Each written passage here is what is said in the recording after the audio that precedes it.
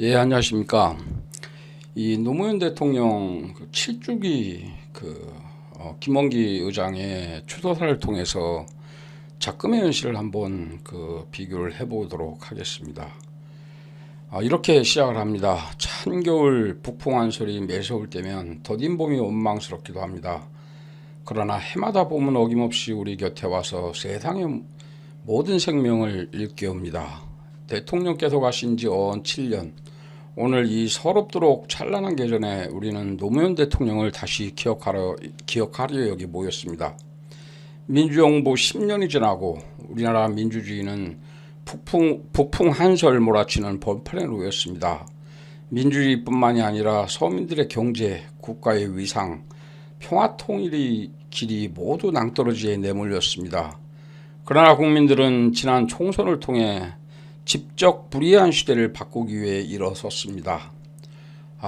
윤석열 들어선 이후 총선이 끝난 지금과 흡사히 비슷합니다. 두 대통령의 뜻을 잇고 있는가? 우리 국민들은 이렇게 가다간 정말 죽을 수도 있겠다라는 심정으로 이번 국회의원 선거에서 선거혁명을 일으켰습니다. 만약 봉건시대였다면 낙과 죽창을 들고 일어나 들불로 타올랐던 밀란을 일으키는 심정으로 여소야대를 만들어준 것입니다. 국민들은 이제 다시 민주주의를 이렇게 세우라고 명령하고 있습니다. 서민의 삶을 벼랑에서 끌어올리고 남북이 대화하고 교류하는 역사의 수레바퀴를 다시 만들라고 명령하고 있습니다. 1990년대 초 지방자치제 실현을 위해 노구의 몸으로 단식투쟁까지 벌인 김대중 대통령은 지금 지방선거를 치르면 야당이 불리하다고 하는 사람들에게 이렇게 말했습니다. 우리 당이 설령 지방선거에 참패하더라도 지방자치제를 실현해야 한다. 시장, 군수, 구청장 대부분을 여당이 차지할지라도 대통령이 임명한 사람보다는 선거로 뽑힌 사람이 훨씬 낫다. 당장의 유불리로 판단하지 말자. 세월이 걸릴지라도 지자체의 바탕 없이는 평화적 정권 교체는 불가능하다. 이 굉장히 중요한 이 대목입니다. 이 김대중 대통령 당시 아마 70석이었을 겁니다. 70석 평화민주당 시절이었고요.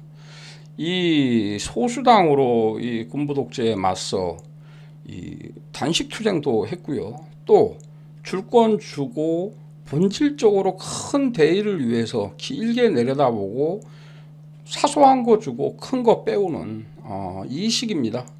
이 지자체는 이 김대중 이 대통령의 이 단식 투쟁 그리고 탁월한 이 정치력이 없이는요 사실 지방자치제가 이 도입이 되지 않았죠. 되더라도 뭐 10년, 20년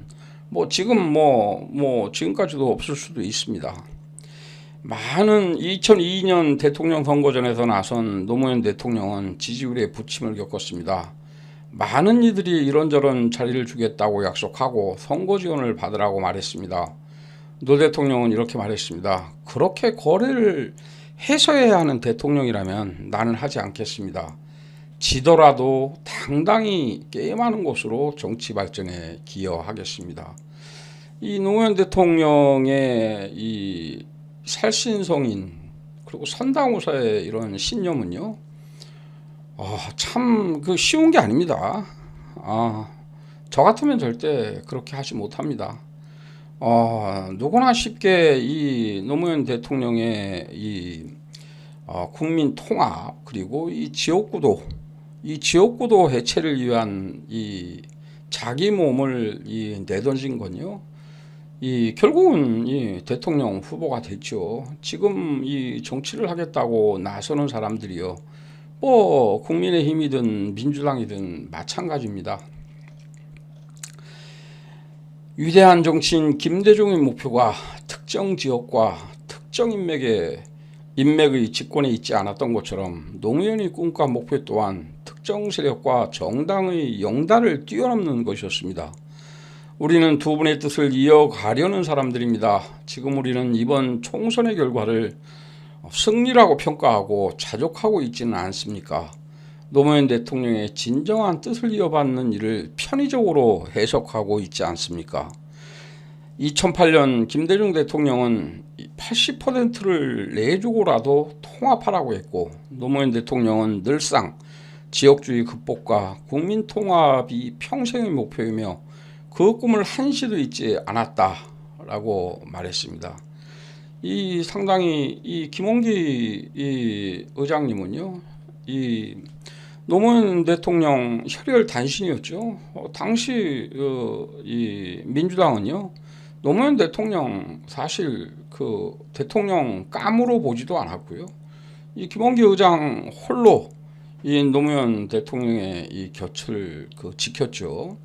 나중에 말씀드리겠지만요, 이 노무현 대통령은 국민 참여 경선제가 없었으면요, 요즘 뭐 20% 국민 여론조사하고 30% 50% 아니다.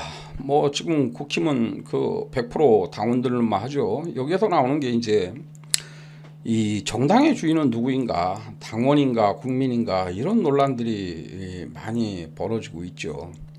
그건 차후에 한번 정리하기로 하고요. 자, 제가 이 김홍기 의장의 이 추도사를 다시 한번 보면서요, 이 제23의 윤석열은 또 나온다고 하는 것이요. 자, 민주당의 첫 나들입니다. 이 첫 방문지가요, 이 검찰청이었습니다. 자, 이거요, 이화영이 민주당과 도대체 무슨 관계가 있습니까? 이화영은 이재명 대표 도지사 할 때요, 평화부시사로 재직하던 사람이었고요. 이분은 대북 돈을 줬죠. 전달을 했죠. 그죠? 자, 그걸로 지금 기소가 되어 있는 거예요. 민주당과 이화영이라는 사람은 전혀 지금 관계가 없어요. 아무런 관계가 없습니다. 이재명 대표하고는 관계가 당연히 있죠.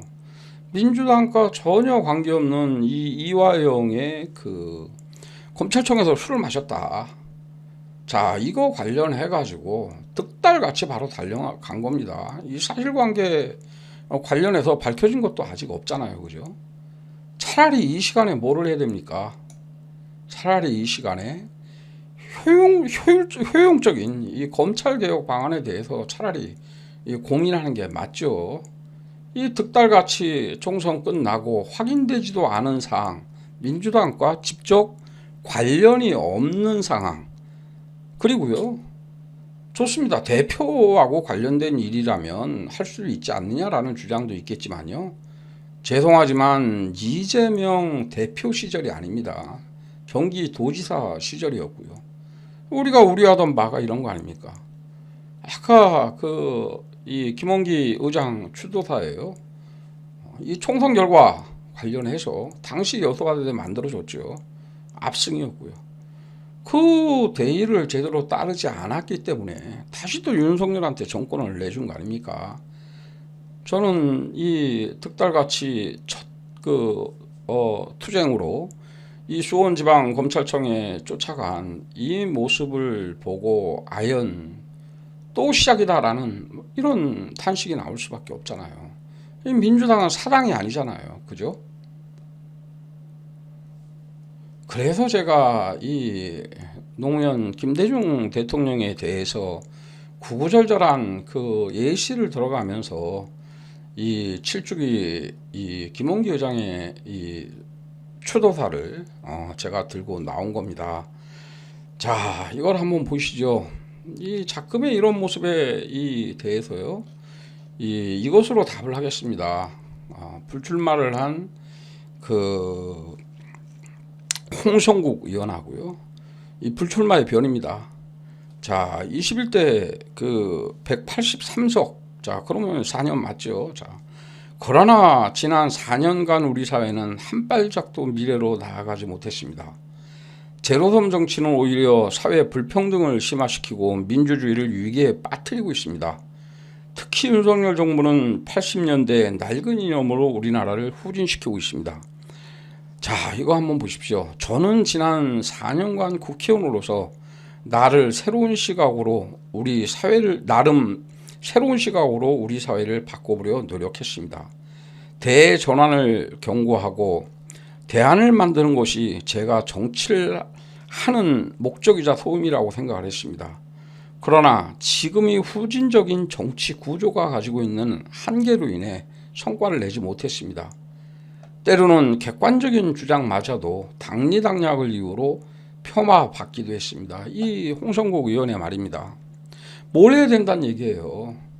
이런 걸로 검찰청에 득달같이 달려가서 이런 모습 보이지 말고요. 홍성국 의원 이 후진적인 정치 구조, 이 후진적인 정치 구조로 인해서 자기가 더 이상 설 곳이 없다. 불출마의 변이 되는 겁니다. 그럼 어떻게 해야 돼요?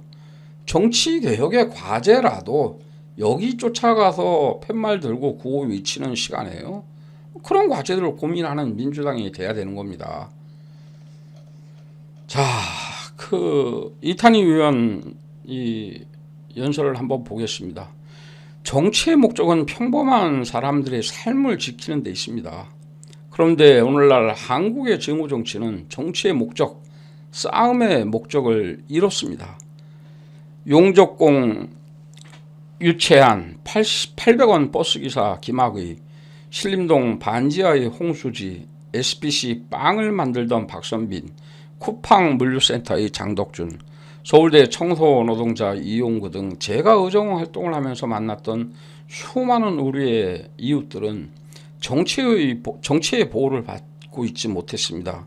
그 밖에도 소득 불안, 주거 불안, 묻지마 범죄, 생명 안전에 대한 위협, 기후위기와 저출생으로 인한 이 소멸의 불안 등 너무 많은 사람들이 분화로 고통받고 있습니다.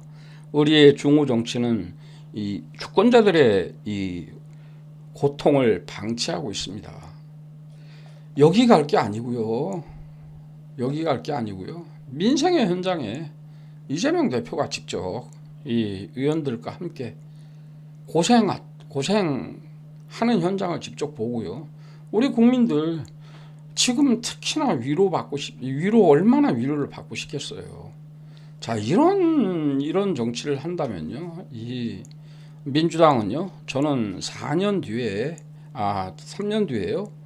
다시 심판받는다고 봅니다. 이러한 홍성국 의원이 말한 이 정치 구조를 바꾸지 않는 한요. 이탄희 의원이 말한 이 민생 정치를 하지 않으면요. 반드시 제2의 제3의 윤석열은 나올 수밖에 없는 겁니다. 예, 이상으로 마치겠습니다. 감사합니다.